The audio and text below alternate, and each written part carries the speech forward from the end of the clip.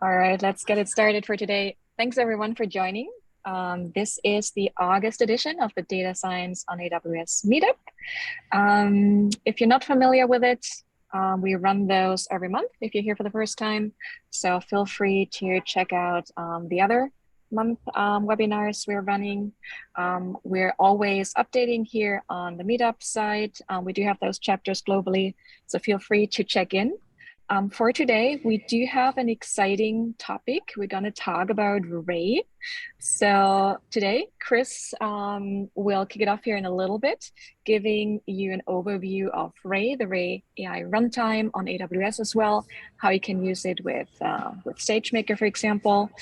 And then we also have Apurva Kulkarni here on the line. Thanks for joining us. He will talk a little bit about deep dive blueprints for Amazon Elastic Kubernetes Service, including Ray and Spark. So thanks so much for preparing that demo too. And with that, yeah, I'll hand it over to you, Chris, if you want to do a quick intro as well, and then take it away. Okay, let me make sure I'm got the right audio. Okay, yeah, you can see my video. Let me share my screen. And just a quick housekeeping, if you do have questions, feel free to put them in the chat window. Okay, Apurva, I'm going to mute you. I'm not sure. I think I might have unmuted you.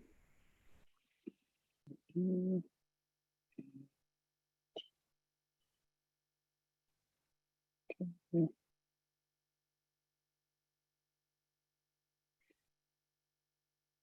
All right, participants can see my screen is what Zoom is telling me. I think we're good. Yeah. Let me try to maximize this here. Which I can't remember how to do here okay, there, slideshow. Can you still see this? We can see it, yeah. All right. Welcome everyone. So yeah, today we're going to talk about the Ray AI runtime, also called AIR. This is a project I thought more people knew about, but seems like there's still quite a lot of questions as to what this is, where this fits in. Some people think this is only reinforcement learning. And I do want to highlight some of the what I feel cooler aspects of this project beyond the initial beachhead of reinforcement learning that the Ray project was tackling. And we do have a bunch of repos. Also want to remind you, recordings, go to youtube.datascience on aws.com. I think I posted that in the link. Antje and I also wrote this book, Data Science on AWS, and we've sold quite a lot of copies in the tens of thousands, which is pretty cool. It's also one of the very first books that ever introduced Hugging Face at scale. And so yeah, check it out. Still selling pretty well, and we're excited. As we've been doing more and more in person, we've been giving out signed books. Antje and I have, about maybe 20 copies each that we have that we continue to give out. So hopefully we'll see you at a conference soon. So Antje, Principal Developer Advocate, me, Principal Solution Architect, Apurva, Senior, Apurva, I copied and pasted, you're a Senior Solution Architect. I'll fix that on the slide. And I love this picture of you, by the way. I think it's off your LinkedIn. Yep, thank you. Yeah, you look so innocent there, but we know otherwise. Okay. So what is Ray? Ray, as of yesterday, has about 21,500 GitHub stars. Pretty cool. The way to think about Ray these days is its frictionless transition from research to production. This is something I've been very passionate about. It's a problem I see a lot of my customers from my previous startup, as well as my time at Netflix, time at Databricks, and of course, working with customers at AWS as well too, where these are often very bespoke environments, and research people do research things, and then production people do production things. And so I'll show you here in a bit how it's really easy to scale from your laptop working on a single machine, even disconnected from the internet on a plane, or on a road trip, something like that. And then being able to connect to the cloud and scale out the exact same code onto a auto-scalable, pretty much unlimited compute service like the Amazon Web Services. So this also encourages the iterative development and debugging. I'll show how to do debugging here in a bit as well too, have some screenshots.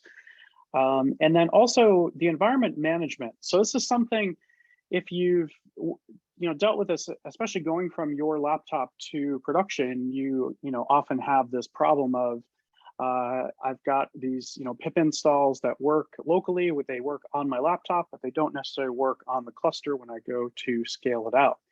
And so Ray sort of unifies all this, and I can use the exact same environment locally as I do on the cluster. And it's as simple as a single parameter that takes a list of pip installs, or like in a net script like apt-gets and things like that. This will also auto sync to all of the files or the nodes in the cluster. So if you do a pip install on the leader node, the other nodes will all get this as well too. The other sort of subtle thing that I do want to point out is that as easy as it is to open up a Spark session, if you've ever done anything with Spark, which a lot of our community members here have dealt with Spark over the years, you can actually open up a Ray session, or and you can run TensorFlow code, PyTorch code, scikit. You could, and so all the times that you've tried to work with Dask or some of these other sort of like distributed frameworks just to get a simple scikit learn job to scale, well, those days are now over. So Ray has like handled all this.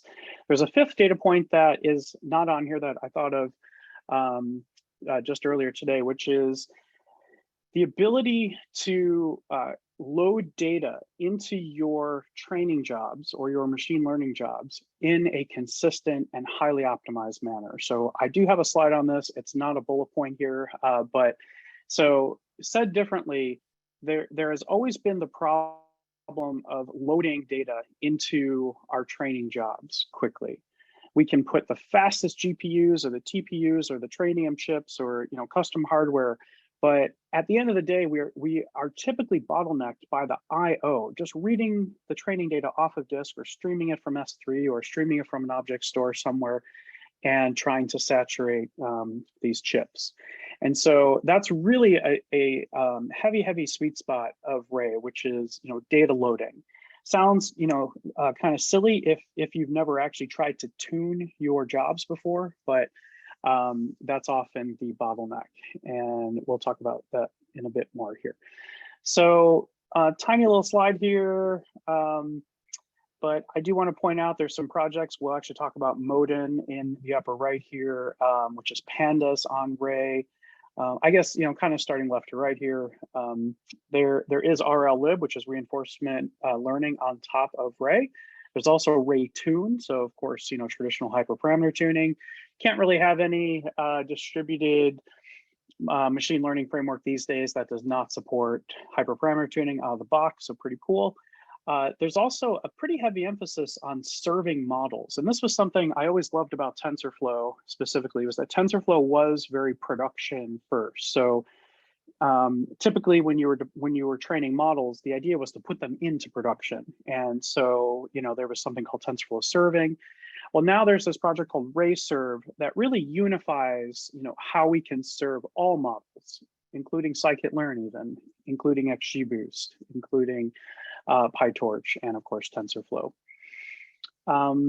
So the other cool thing about RayServe, I do have a quick slide on this later also, is that you can do ensembles, okay? And we'll talk about what that means here in a bit, where we can actually combine multiple models, combine their predictions, average their predictions. And so this is there from day one. This is something we see a lot of customers asking for as they get more and more mature with their production machine learning.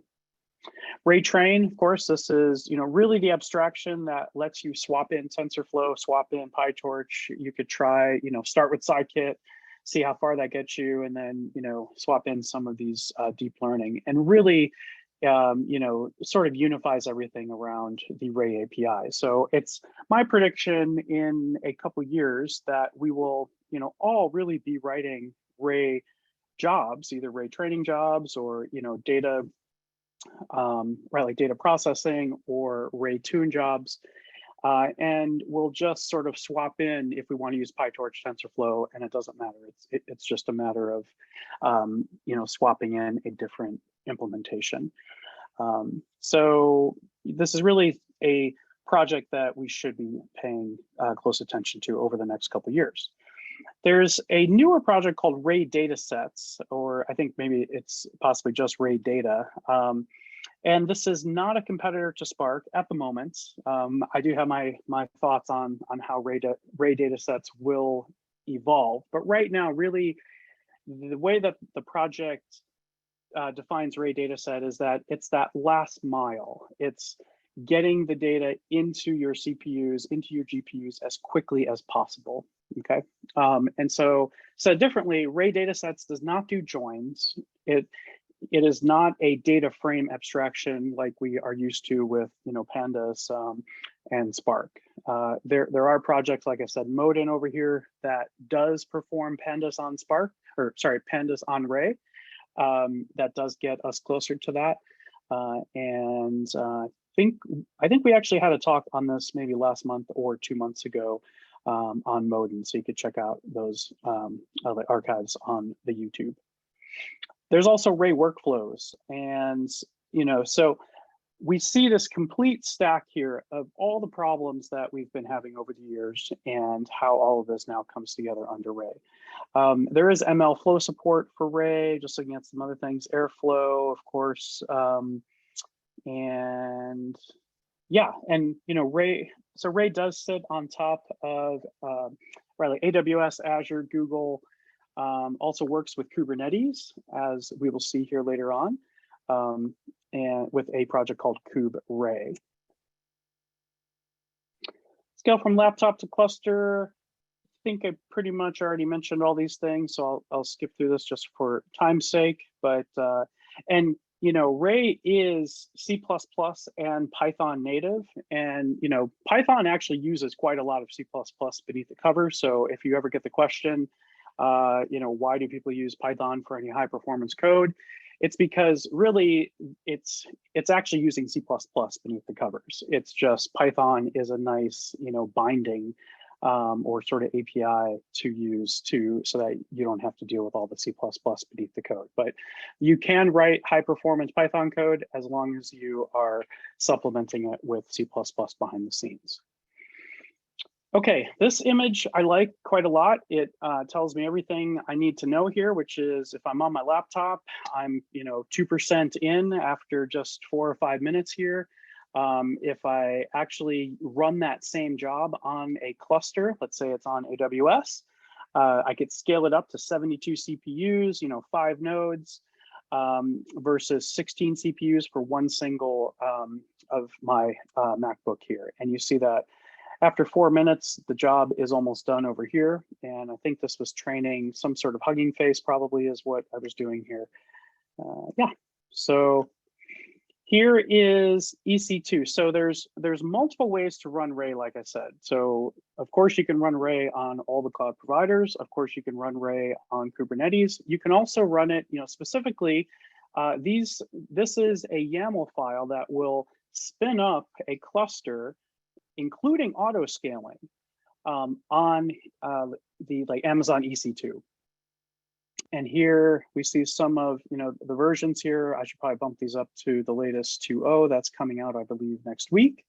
That's in RC0. You can give it the instance type. You can even use spot instances. So there's a way to specify spot instance support and give it the EBS, the elastic block storage, volume size, all the goodies here. And you can even use placement groups, which is a concept that I've come to realize not a lot of folks know about, but you can sort of hint to Amazon EC2 that you want your instances to run as close as possible to be at least in the same data center, right?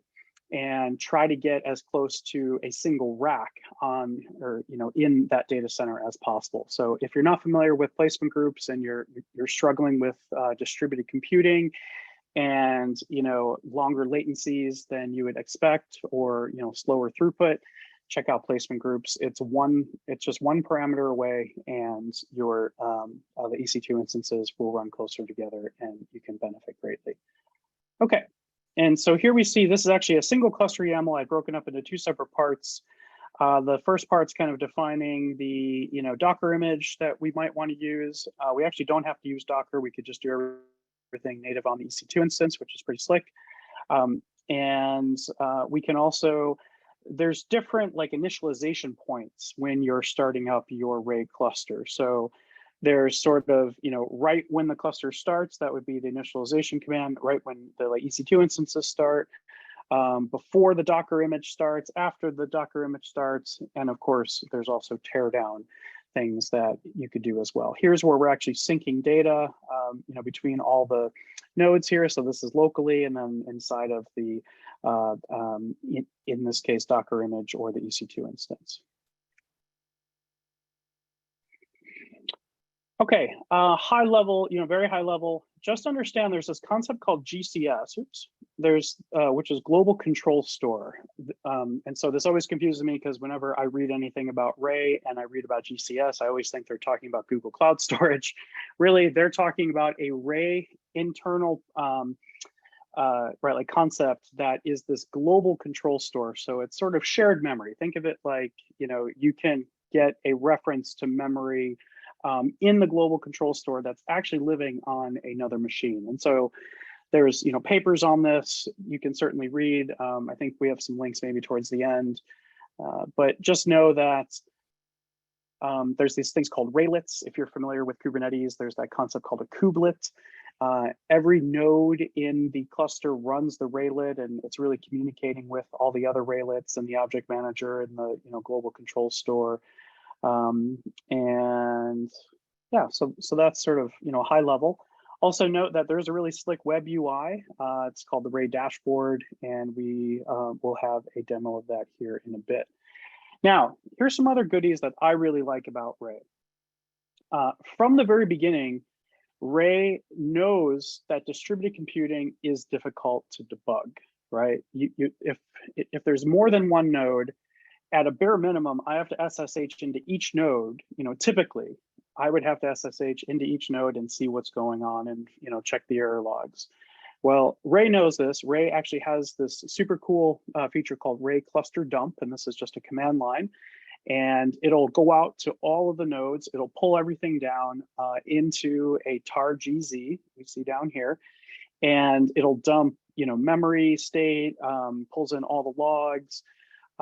Actually will pull in the pip packages. And so this has been really, really useful, because sometimes I don't know what I've actually installed out there. Maybe I'm on a shared cluster and someone is mucking with my pip packages, because, which shouldn't happen, because you can actually namespace, your specific pip install so that they don't clobber somebody else's. And that's all just basically Conda as a service, as I mentioned a few slides ago.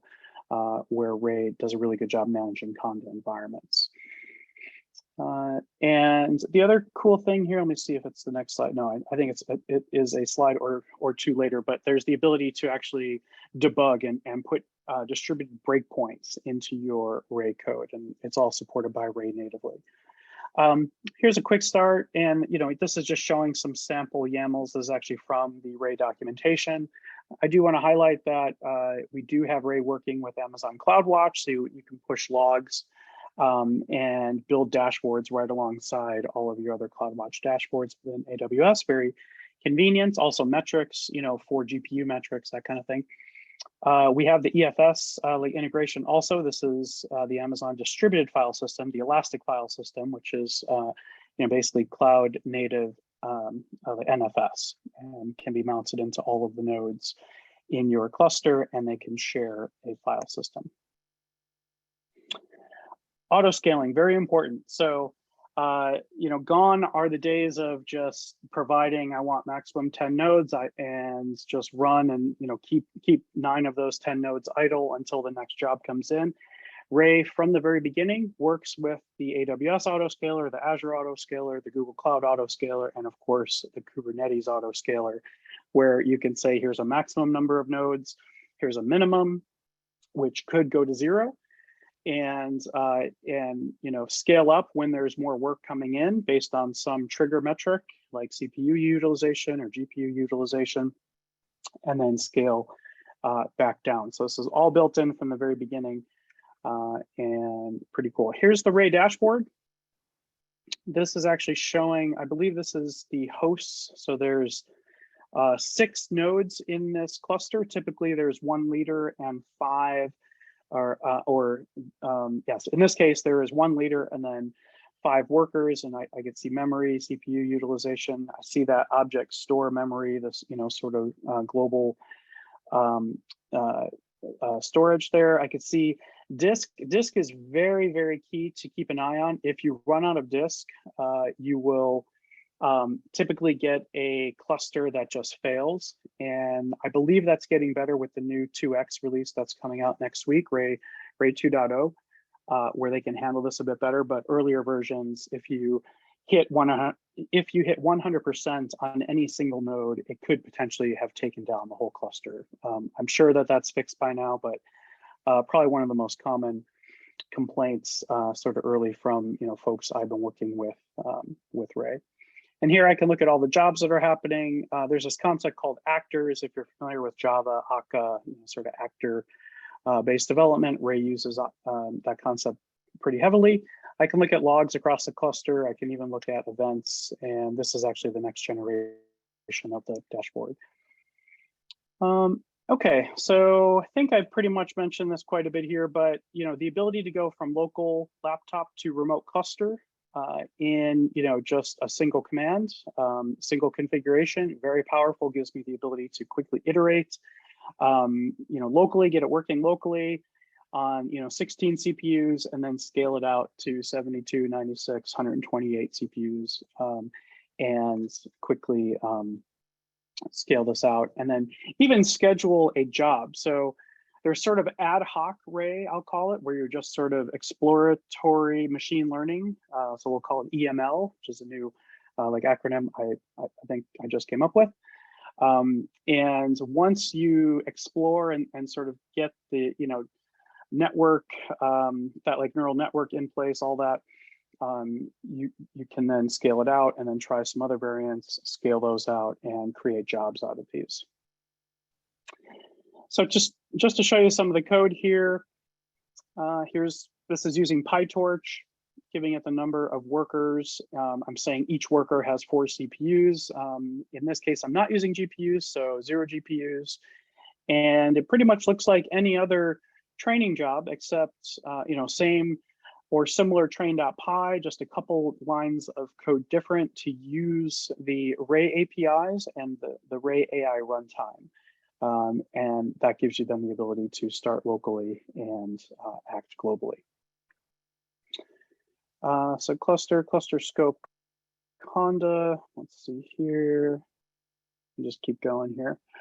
Right, so here I'm specifying a job, and this reminds me quite a lot of course, Spark submit. Spark submit, yeah, everything within Spark was a job, so you never really said Spark job submit, you would just say Spark submit. And I can give it a working directory. This will copy everything from that working directory into the cluster in a namespaced folder so that you're not clobbering your co-tenants on that same cluster. You give it the train.py, you give the hyperparameters, the training location, the train file, data file, validation file. And also you can specify runtime-env and give it a YAML file. This is a Conda YAML file, lets you configure the version of Python that you're using, all the versions of the libraries, transformers, pandas, torch, scikit-learn, whatever else you need. And so once again, this will create a namespace. Here's an example runtime environment. So if I back up a slide again, I specify runtime env. Here's an example of that same runtime env with scikit, transformers, torch. I think this one had a few extras, MLflow, TensorBoard. And this is part of the Ray CLI, and also part of the dashboard. There's a lot of these things that show up in the dashboard, like there's our actors and our jobs, and obviously nodes. And now we can see the runtime env. So Ray takes whatever you provide. It creates its own sort of internal hash out of that, and then can reuse this environment. And so I've seen this in action where I've run one job and it took maybe 2 minutes, to install all the libraries, and then it took, like 10 minutes to run the training job. The second time in, the first 2 minutes were shaved off because Ray had that specific runtime env, that Conda environment built and ready to go. It saw that there were no changes with the versions, and it just launched the 10-minute training job, and I'm able to save time in subsequent jobs. Here's the debugger. I can actually put in a PDB, Python debugger breakpoint, and this is in a distributed cluster. And so all the nodes that have this code will hit this breakpoint, and I can dump out whatever's in memory at that moment. So this is a really, really simple example here, but shows how you can embed these into your training jobs and start to actually debug in a distributed manner and find out what are the values of your tensors, what are your gradients at any given point in time. Okay, and somewhat new, which is really, kind of where things are moving, is this Ray Air, which is short for AI runtime. You'll see this showing up in the package names. It'll be ray.air. Train. And the Ray sort of AI runtime has training, tuning. So all things really are starting to move into this, and gives seamless scaling, gives you this sort of unified ML API. And of course, this is open source and fairly extensible. So Ray data, here's just a quick snippet. If you're not familiar with the Apache Aero project, you should familiarize yourself. This is being used everywhere. Ray uses this very heavily, but yes, even beyond Ray, Spark uses Aero. This is a cross-language way to store large data sets, and it's just a very, very handy, very, very optimized project from even the folks that worked pretty heavily on some of these other big data projects like Pandas. And let's see, so it's as simple as doing this: ray.data, read data source. You give it like a S3 location, and you can just run very similar to Pandas, but Pandas supports quite a lot more with joins and some other things. Ray train, here's an XGBoost trainer. You could do NLP, you could do computer vision. Very, very easy API to pick up. Ray tuner. There's also checkpointing. This is used pretty heavily. In fact, we'll show this here in a bit with the Kubernetes demo, where we checkpoint as we're training, and then pick up one of those checkpoints and then serve the model as a REST endpoint. So we'll show that here in a bit. Batch predictor can do batch predictions as well with, let's see, and then Ray serve does these sort of REST API type models. So once again, Ray data is not yet a data frame abstraction. My prediction is at some point it will likely become one. The folks behind Ray say very adamantly that this is not going to happen. If you need to use and do large scale processing, continue to use Spark. But in my opinion, things probably will move this way, but we'll see what happens. So and one thing again about Ray data is this is really meant for that quote unquote last mile, which gets us to from S3 or from a file system, and can help us saturate our CPUs and our GPUs by doing things in parallel, pipelining, all the fun computer science things that we have heard throughout the years. Pandas on Ray, pretty cool project. Gives you really Pandas-like and it's a drop-in replacement here. So I import modin.pandas as PD, boom, boom, and I can run pandas. Spark on Ray. Oh, I forgot to take out these little puke symbols. This is this is just my sort of opinion on this. Is if you are going to use Spark, just use Spark. Like you don't necessarily have to use Spark on Ray. It's possible, and I've gotten it to work here. As we could see, it just takes a long time. It still depends on the JVM. All the nodes in your cluster have to have the JVM installed.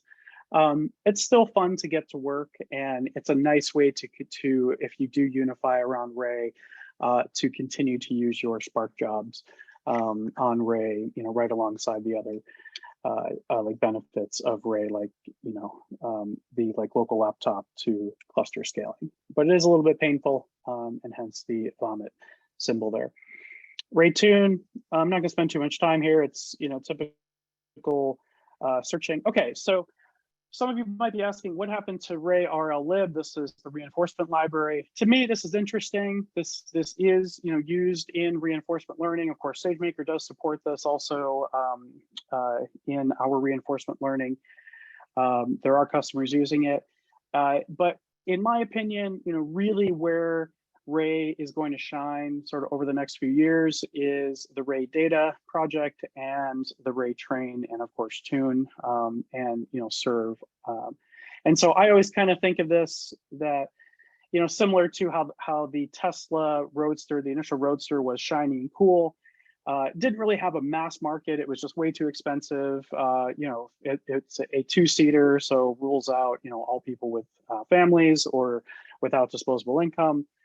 There weren't a lot of chargers back then, so it was very sort of niche. But really, where things will go is the more boring market, I call it, which is a much larger, like addressable market, much larger TAM, total addressable market. And it's the less exciting, but still, still very useful, still, pretty good value, model. I don't even know what this is, the X or the G or something, but yeah, cool car. Okay, and Ray Serve, we can do ensembles here. So you can either pipeline sequentially and have different steps and feature transformation. So I have raw data coming in off my JSON REST API. I need to convert it into a tensor or a NumPy array. So I could use pipelining, or I could even combine it and make it an ensemble where I have two different models. And I want to make predictions on the same input for both models and take that like average, let's say, or I can sum the two. And so, starting to get into more mature samples here or like use cases here. But, once you've been doing machine learning for a while, you now have different models that you want to either compare or take the best of. Okay. So you can start to create these deployment graphs. And here's an example, Hugging Face. So we are predicting with this classifier, which is really a Hugging Face model ultimately turned into a Hugging Face pipeline. This is a concept from Hugging Face called a pipeline. I can take raw data off of a text string that comes in from this REST API and converts it into a prediction. Okay, and all the links to all this should be here, so you could definitely see all these. I'll post these in if like Antje has not already. Here's how you can combine two. So here's an ensemble. So I have two different models, M1, M2. I'm making predictions. I'm then gathering them. I'm then averaging them, and then I am going to return the average prediction. So I think what we were doing here was we had two text classifiers that were trying to classify review, like product reviews, let's say Amazon reviews, product reviews, customer reviews. And one of them predicted a 4, one of them predicted it was a 3. So, 5 is good, 1 is bad. We might have two different models that have been trained two different ways, and one of them predicts a 4, one of them predicts a 3. Well, we will average them and provide 3.5 as the actual prediction. So you can start to think about some of these use cases here. Here's how you could set up a REST endpoint. Invocations would be the REST endpoint here, and set that up. Pretty straightforward. Pretty good examples here in the documentation as well. Here's how to submit a long-running serve job. So this is actually serving the model. You provide the runtime env with the Ray serve, transformers, any libraries that are needed, and it will just run the job indefinitely until it's torn down. And here's an example. Prediction for Ray serve is great is 1. Oh, actually, this was sentiment, which -1 was bad, 0 was good, 0 was neutral, 1 is good. So Ray serve is great was 1, and serving frameworks without DEX, of course, are not great. So a lot of double negatives here, but essentially this is not a good review, and it was showing -1. Okay, I think this is probably last here, Ray workflows. I love Oprah pictures, and passed by Oprah's house actually coming down here to LA where I'm at, and have been this weekend from the Bay Area. So can't have any viable machine learning, framework without something like a pipeline API or a workflow API. It just depends on where people are from, if they call it a workflow or a pipeline. But basically, every repetitive task gets a workflow, and Ray does not disappoint in this area. So you could set up workflows here, define your steps, combine the steps into a workflow. Boom, boom, boom. You can say what depends on what. Very similar to how like Airflow works. Okay, this is actually last for my slides, which will I think then lead into Apoorva's slides. Ray plus Kubernetes. There's this project called KubeRay.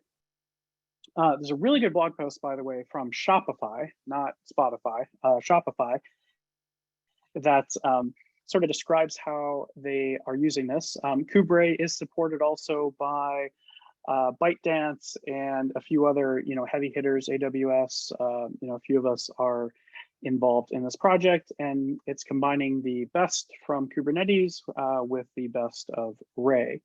And so I think I'm gonna skip my demos. Antje, how are we doing on time? I can't see my clock here. Where is it? Yeah, we have 22 minutes left, so I guess it's a good time to hand over here. Okay. And we do have a couple of questions. So while Apoorva maybe gets ready here to present, couple of questions coming in, I think, on the positioning part, like trying to understand where would Ray best fit in. So how would you say Ray is different from Amazon SageMaker? Question difference between Spark and Ray, and where's the sweet spot?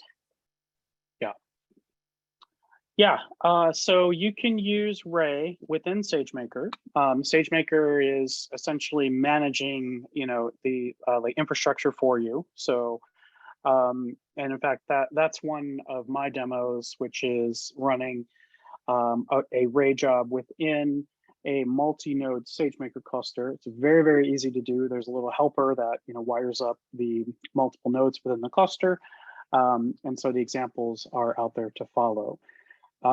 You can also actually run Ray within EMR. Also, if you're doing EMR jobs today, we have a bootstrap action, they're called. It's a way to configure your EMR cluster to do the same thing, to wire up all the nodes within your EMR, the Elastic MapReduce cluster.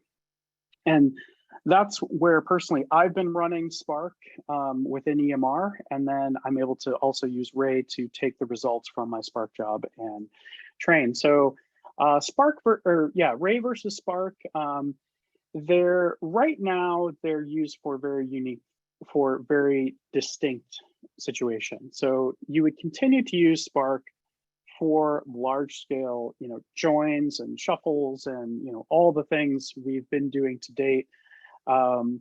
You then would write your machine learning AI code using the Ray Air API, which you can plug in anything. So you can distribute scikit, you can, so it's like different parts of the pipeline. There's sort of feature engineering, large scale feature engineering that you would still do with Spark. And then once those features have been transformed and all ready to go, you would then use Ray to write your machine learning models, right? And you want to make sure that you're using the Ray data loaders. So, PyTorch has their own data loaders, TensorFlow has their own data loaders. And why data loaders are so significant is if you don't load data, as quickly as possible, you will not saturate your hardware. And so you'll have a very expensive GPU that you'll only be using 5%. And so there's a very clear value proposition with using Ray's data loaders, which work alongside PyTorch and Scikit and the TensorFlow data loaders, especially at scale, especially across the cluster. But you will see better performance with the Ray data loaders working with those platform-specific data loaders. So. All right, perfect. Yeah, let's get to the other questions here in the chat and maybe give over the stage to Approver. Thanks. Okay, take it away. Hey, thanks, Chris. All right, share my screen.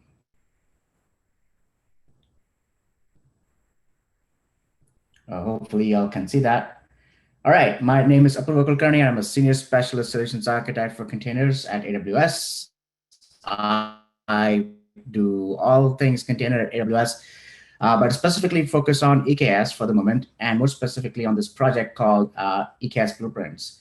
If you haven't heard about it yet, why not?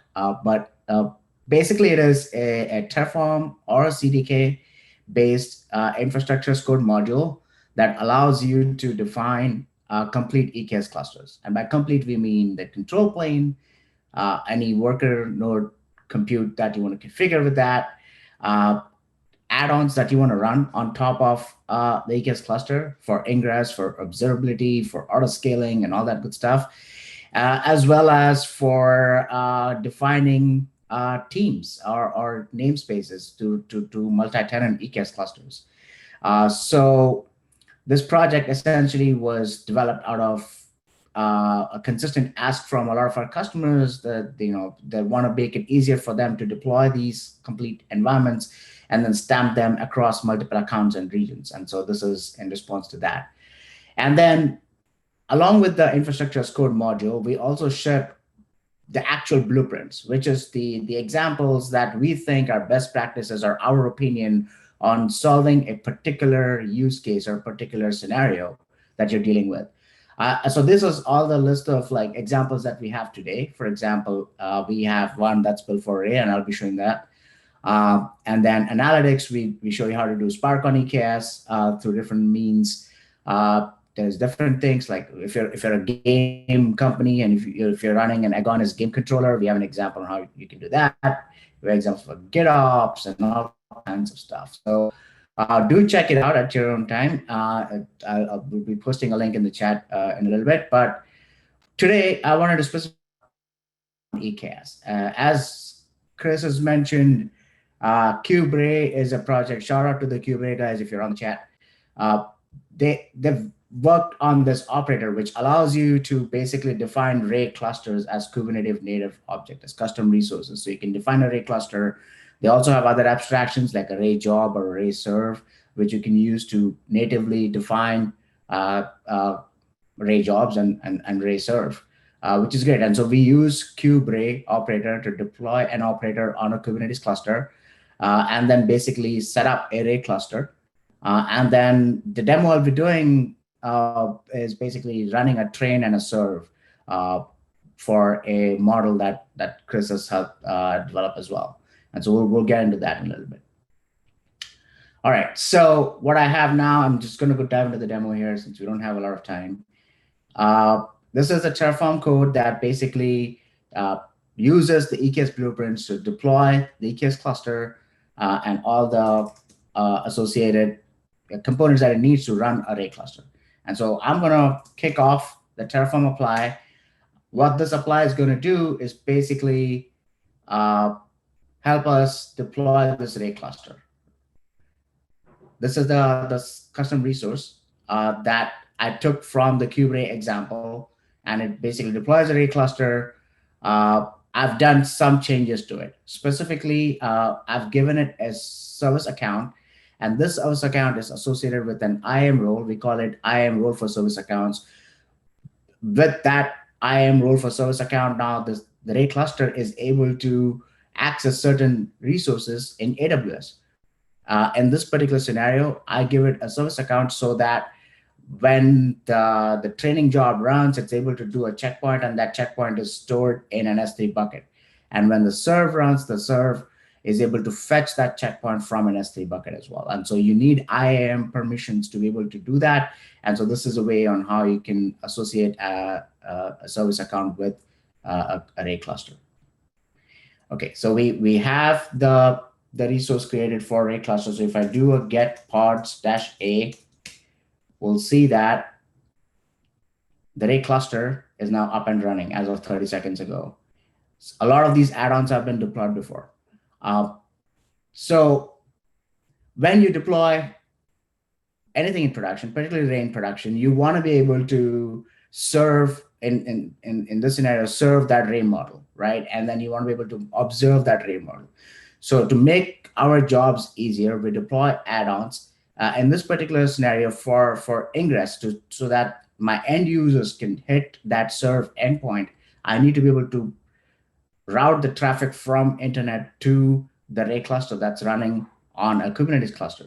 So I use a combination of Ingress Nginx, the AWS load balancer controller, and external DNS. So I have a DNS name associated with my endpoint. So as soon as I hit that endpoint from outside world, I get that model served up. For now, I have Ray cluster up and going. So let's pull up the dashboard and see if I can actually pull it up.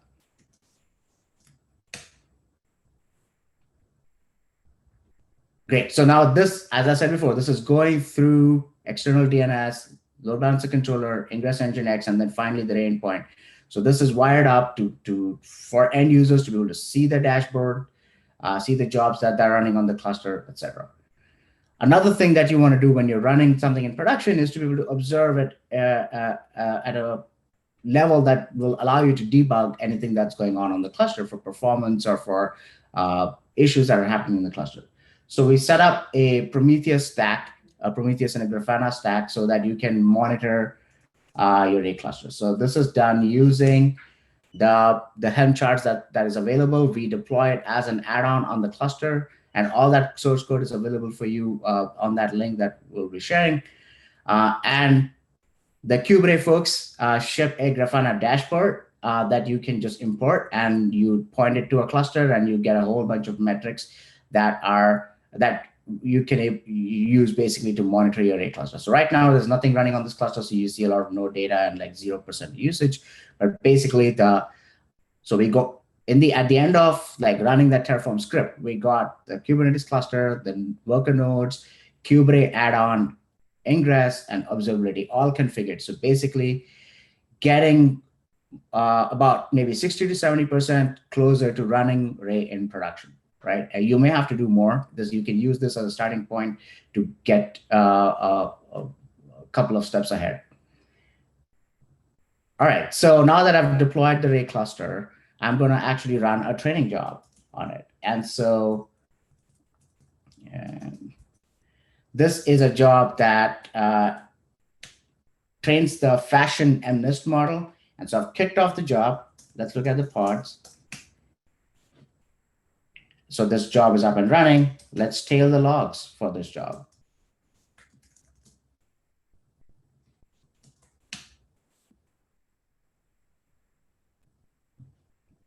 All right. It's going to kick off in a minute here. And so basically, it's going to train the fashion MNIST model. While that's going on, okay, here's the training that's kicked off. Chris, you want to come in and talk about what the training job is actually doing?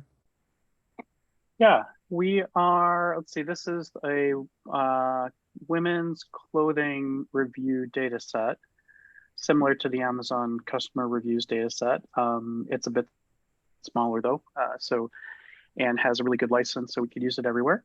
And I believe the ratings are between 1 and 5. So 1 is a bad piece of clothing, and 5 is a good piece of clothing.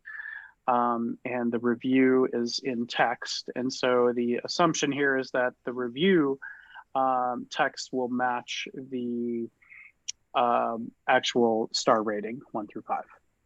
So it's building a BERT classifier using the Hugging Face Transformers library. It is using a pre-trained model and then fine-tuning that pre-trained model. So the pre-trained model was pre-trained on large corpus that's not specific to women's clothing, and then we add on the women's clothing data set and fine-tune this model. Cool. Thanks. And so as you can see, this the train model, the checkpoint has actually been pushed to an S3 location. I'm going to copy and paste that S3 location to my serve job. And what I need to do now is basically package. So this is like I'm simulating a source code push. Like I'm building a container image that has my all the dependencies that I need to run the serve job, and I'm going to package that as a container image, push it out to ECR, which is the image repository. And on the Kubernetes cluster, on EKS cluster, when I execute this job, this image will be pulled down, and my source for serve.py will be submitted to the Ray cluster. All right. And so Docker build, oops.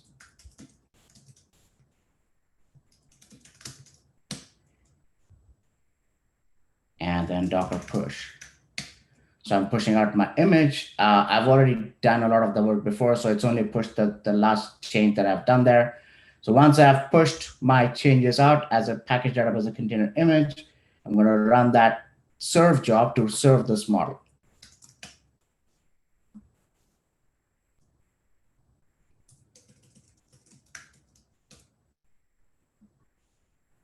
Okay. So again, let's take a look at the logs, make sure that the job is up and running.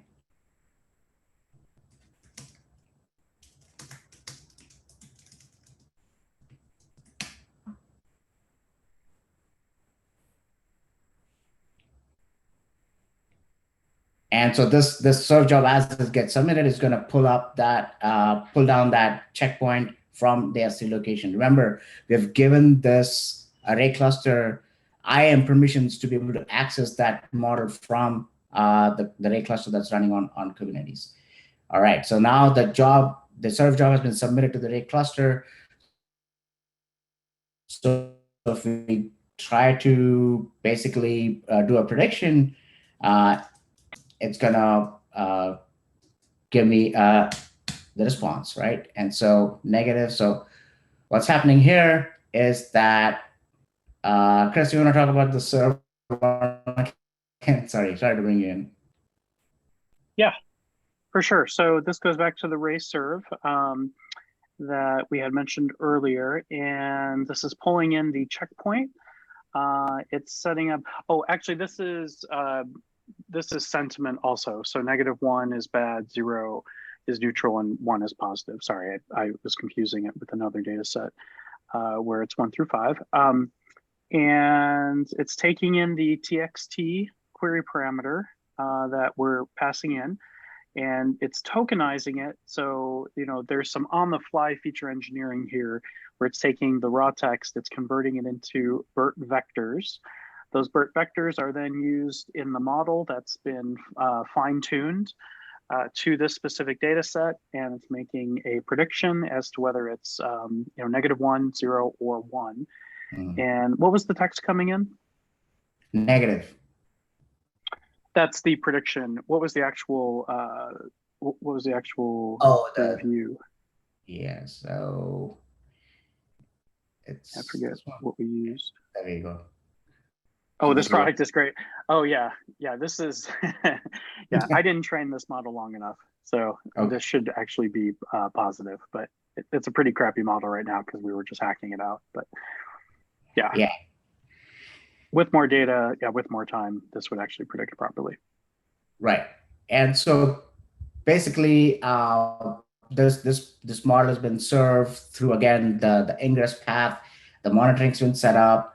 So if we go to our cluster dashboard, we can start to see some activity. Again, the load is super low, so we're not seeing a whole lot of things lit up at the moment. But you can see that if you were to run this in production, you would be seeing all the metrics getting loaded up. You can isolate issues if there are any. You can check out the logs on the Ray dashboard as well. So Ray dashboard has this feature where you can do your diagnosis of the jobs that are running. You can see all the logs here. You can also ship these logs to AWS CloudWatch through an add-on like FluentBit, right? So you're able to ship it to to CloudWatch logs, where you can run things like CloudWatch Insights if you want to do some more querying and processing of your log data. Cool. So I'll stop here. I think we don't have a lot of time, so if there are any questions, I would love to answer those. But that was the demo. Hope you guys had a good idea of what we're trying to do here. Thanks. Can you show the Spark stuff? Do we have time? I don't know if we have time for that today. Sure. Yeah, we keep recording. Yeah, if you're around for another couple minutes, we'll keep recording. Okay. All right. So for the Spark stuff, let me switch my brains here a little bit. Okay. So in this blueprints repo, we also have an example for running basically Spark on EKS, right? And so this is available under analytics section of our examples. And let me pull it up so I can actually walk through what's going on here. So what we do is we basically create the control plane and the worker nodes, basically manage node groups, and we deploy a bunch of add-ons. So metric server for HA, cluster autoscaler for autoscaling the underlying compute, Prometheus for observability, vertical autoscaler for autoscaling, vertically autoscaling some of the pods there. And we also deploy core DNS autoscaler as well as the FSX CSI driver. The core DNS autoscaler, basically, if you're running things at scale, you want to be able to have more performance out of your DNS, and so core DNS autoscaler basically autoscales your core DNS on the cluster. And the FSX CSI driver provides a storage use option using the FSX CSI, which basically provisions the FSX volume with the underlying S3 storage for that. We also hook up an EMR on EKS cluster to the EKS, so basically create the namespace and all the permissions that EMR needs to be able to run a Spark job on an EKS cluster. And we wire up all the IAM permissions that are needed on the cluster to be able to access storage, access any AWS resources that you would need to run this job. So if you were to take this example, run Terraform plan and apply, you'll get all these resources provisioned out. All right. And so what I'm going to jump into is basically just running a Spark job. And this Spark job is downloading the famous New York City taxi example data set, processing that data, and pushing the data back out to S3 buckets, so partition data. These are I believe these are Parquet files that it downloads. So let me run that example so I can show you a little bit of what's going on. So let me jump to the repo, examples, analytics, and more EKS. And then examples. There you go. Oof.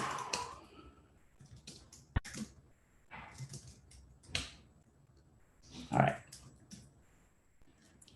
So I've kicked off the job. As I said, this basically downloads the New York City taxi data. What I'm going to do is pull up the Spark history server. If you're running EMR on EKS, you can go to the console and you can essentially view the Spark history server if you click on the view logs button there. That should pull up the Spark history server so you can see all your Spark jobs running on the cluster.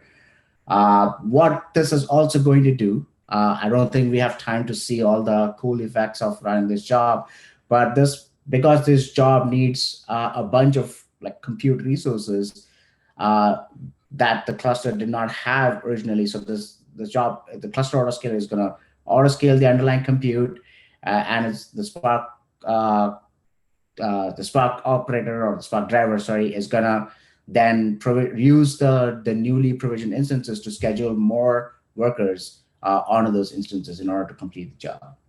And we'll see all that happening as the job finishes, but I don't believe we have the time to wait for the job to complete today. But just wanted to give a quick plug for the example as well. Feel free to check it out. There are other examples in that.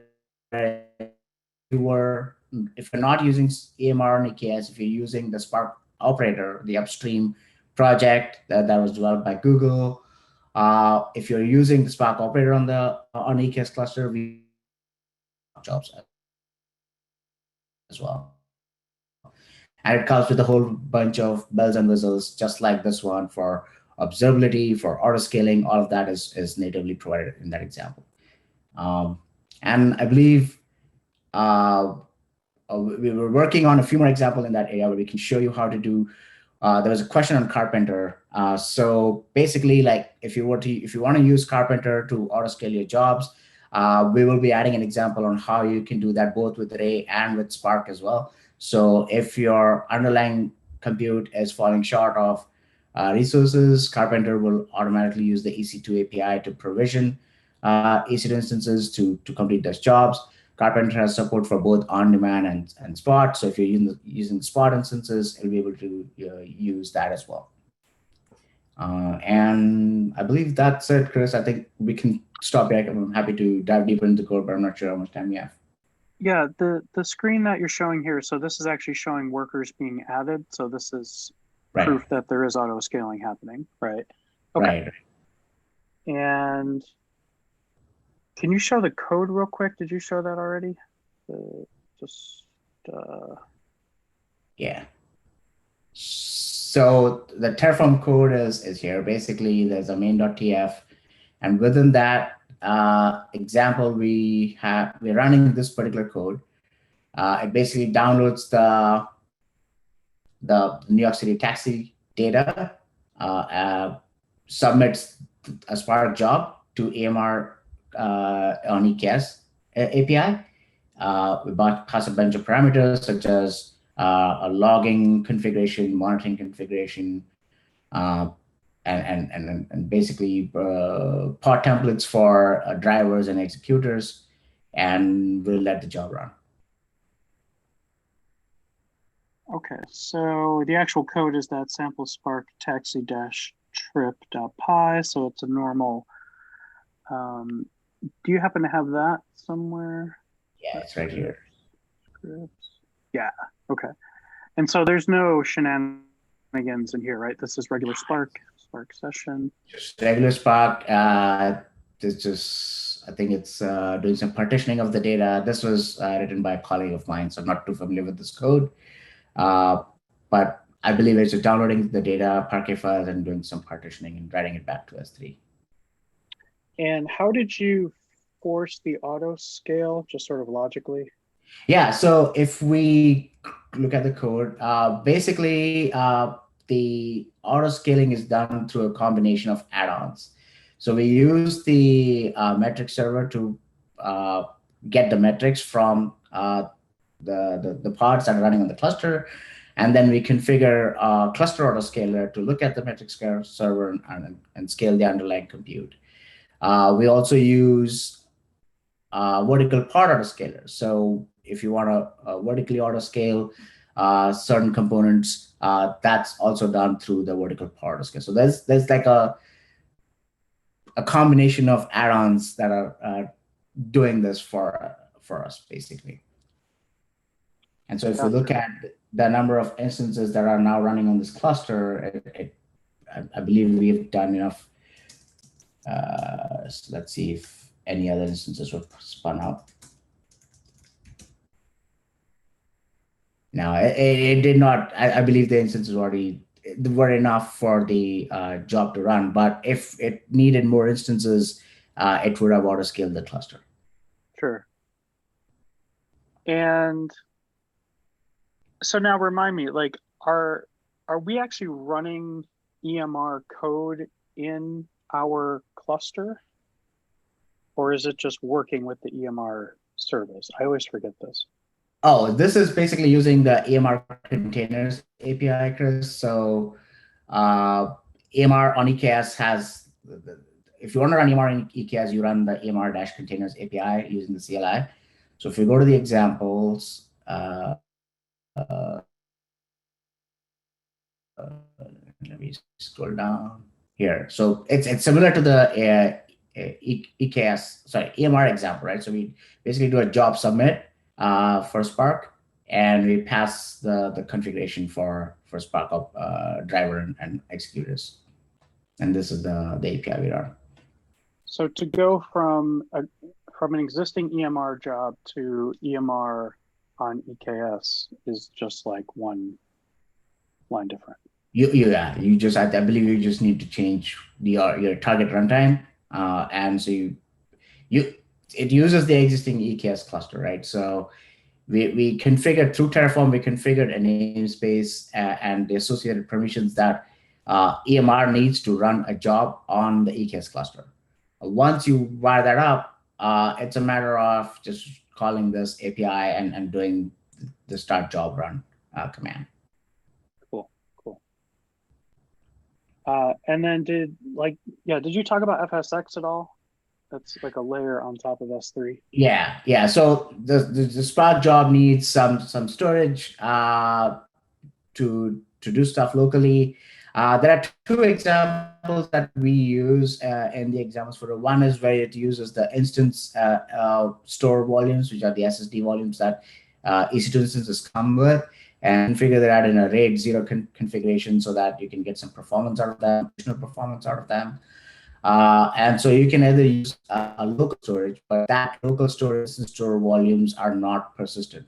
So if you want to use either EBS or FSX or EFS, those are the three storage options available. So in this particular example, we show how you use FSX.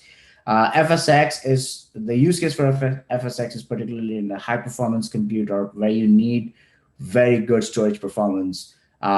You can use FSX for that, and FSX can persist your changes down to an S3 location. So you can configure FSX to basically write back objects to S3, and then when you run your jobs again, those can be pulled back from an S3 bucket into the FSX volume. We have two kind of scenarios in the examples that we show. One is where you can use persistent volume claims, which is statically configured volumes, and we can also do dynamically configured volumes. So you can, kind of do some stuff at the runtime as the jobs need those storage requirements. Awesome. I think that's it. There's a question about online recommendations. We don't have time to get into that, but if you're looking for, if you mean online, like real-time recommendations, that's a much tougher problem than just regular, recommendations where you could use something like Amazon Personalize. But I think that's it, right, Antje? Let's wrap it up. Yeah, that's it. Thanks so much, Apoorva and Chris, for presenting today. Great stuff. Yeah, great talk, Apoorva. Thanks. All right, everyone. We'll see you next month. We don't have an agenda yet, do we, Antje? We'll come up Not with yet. That soon. Okay. Yeah, tune in next month. Bye-bye. Thanks, everyone. Bye-bye.